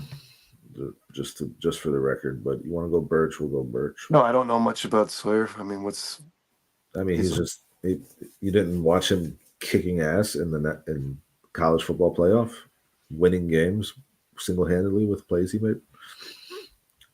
No, I don't think anyone on Ohio State won games single-handedly. It's the No, best no. team in Jack Sawyer college did. He football. forced a strip sack fumble and ran it back for a touchdown. Recovered it and ran back for a touchdown to beat Some of the Texas. national championship. No, that was against Texas. The game Oh yeah, before. no, I definitely did not watch that game. That was a good game, bro. You missed it. All right, All Jordan right, Baker. let's get Jack Sawyer. Let's No, do I it. went Jordan Birch. Too late. You son of a bitch. Jack Sawyer's still there. We could double dip at edge, or we can go tight end here. Mason Taylor is still there. I'm It's okay with either. Honestly, it's I would double bet. I would double down on edge or take a tight end. Jordan Birch and Sawyer. I mean, but I think we need a tight end, man. Let's go Because Mason Taylor. yeah,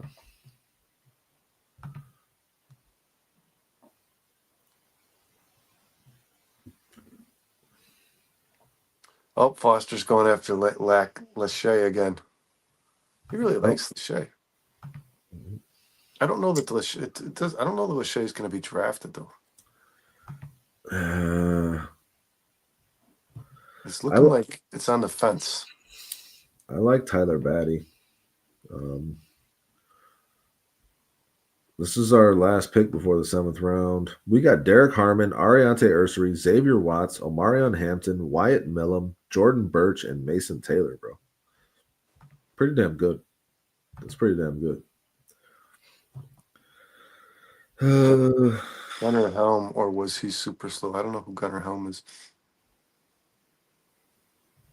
Gunnar Helm is a good tight end. He is. I don't know, man. I don't know what to do here. This one's tough. It gets tougher as you get. Let's just draft Riley Leonard. I think Riley Leonard's going to be a lot better than people expect. What about? Oh, I wasn't like I do too. Hold on a minute.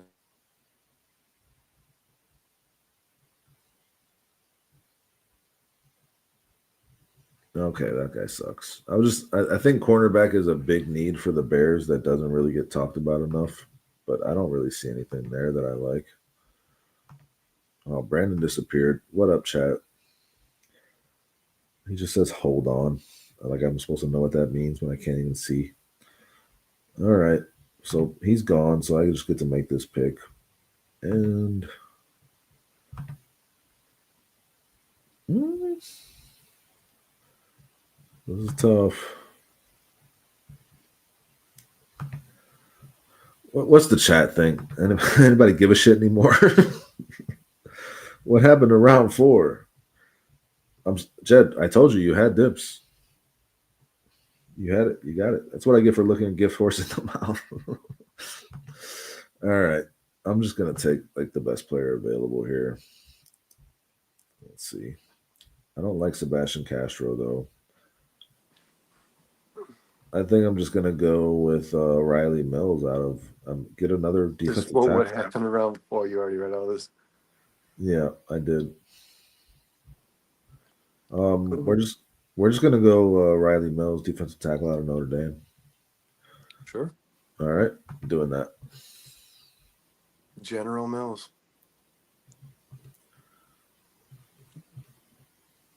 Oh,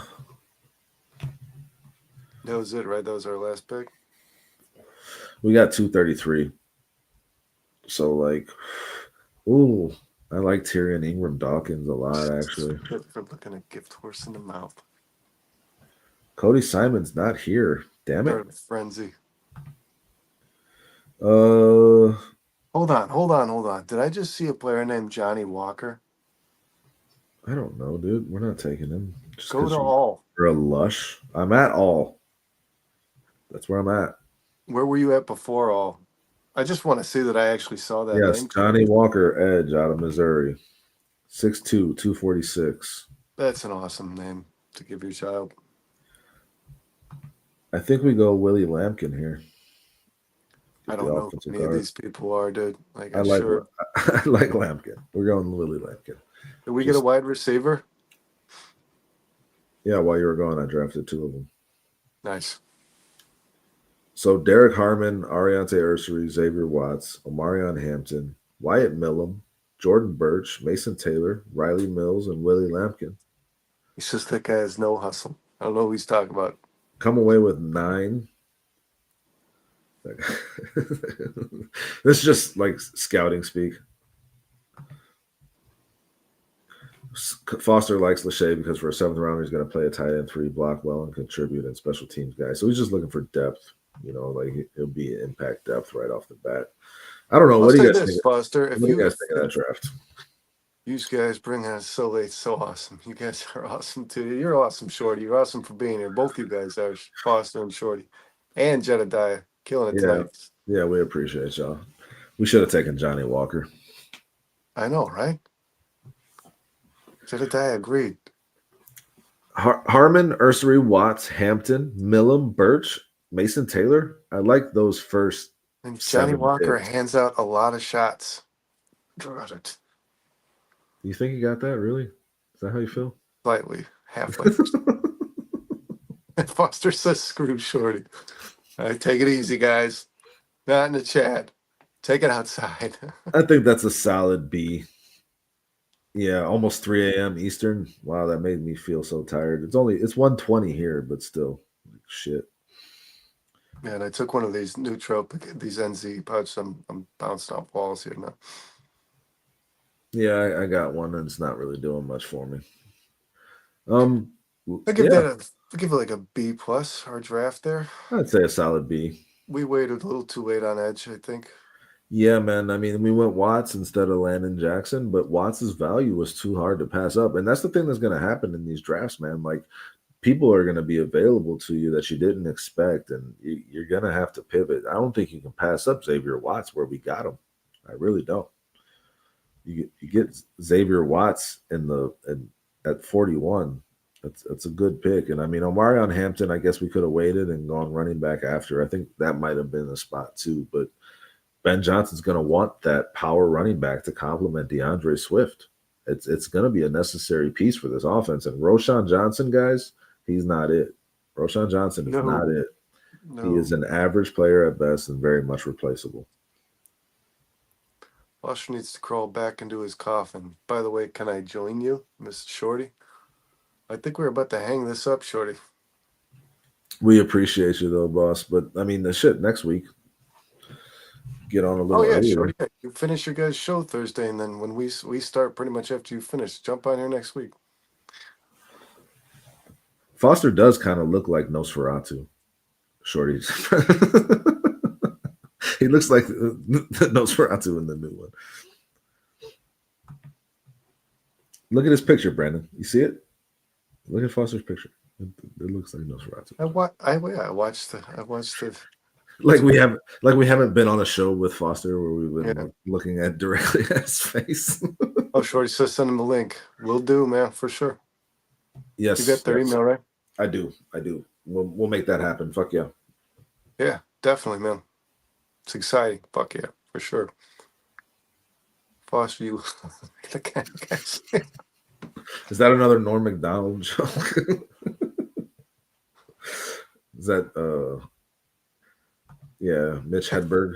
He's just repackaging Mitch Hedberg jokes. Guys clearly got a good sense of humor. Listen, we love y'all. I don't feel so great about that mock, but I don't know if we accomplished anything here. Did we do anything worthwhile tonight, Brandon? We did the bare minimum, and that's what we promised. Yes, that's all we promised. If you expect anything more from us, then that's on you. Yeah. It's right in the title. Yeah. Jesus. The expectations. Expectations are a killer. Brandon, I love you, bud. Anything else you want to touch on before we get out of here? No, man. I think we've pretty much covered it all. Just my pillow, man. Get some freaking sleep. Hey, tomorrow's a new day, and we're already in it. Have a great Friday. Have a great weekend, everybody. Hopefully some more Bears news comes down the pike. We'll see how it goes.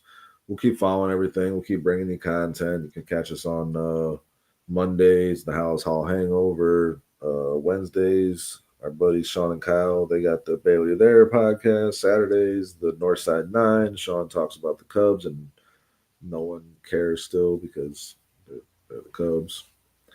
baseball is ruined. I'm over baseball.